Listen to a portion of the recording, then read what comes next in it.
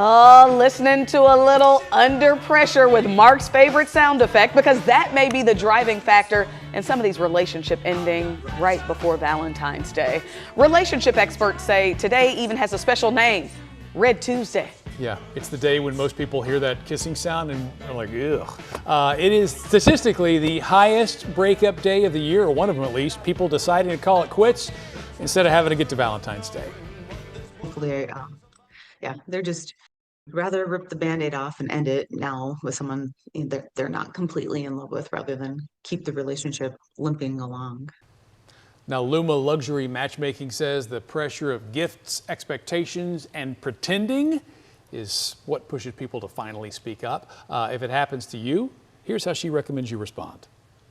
Thank you for being an adult and, saying, like, knowing what you want, and instead of ghosting. A lot of people are just opting to ghost nowadays, and I think that's incredibly immature and selfish. So if somebody is going to tell you how they feel, just be grateful that you're not wasting any more of your time, and then move on. I mean, that's cool, but you gonna thank them for, okay, Davis acknowledges that Red Tuesday can be tough, but it can also be a turning point, freeing people up to find the relationships that truly work. So she has some dating suggestions. Date outside of your type.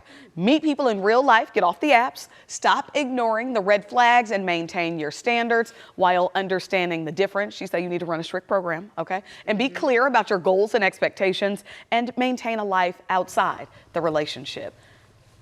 Greg's pointing at me, guys. I want you all to just kidding. Help us out here.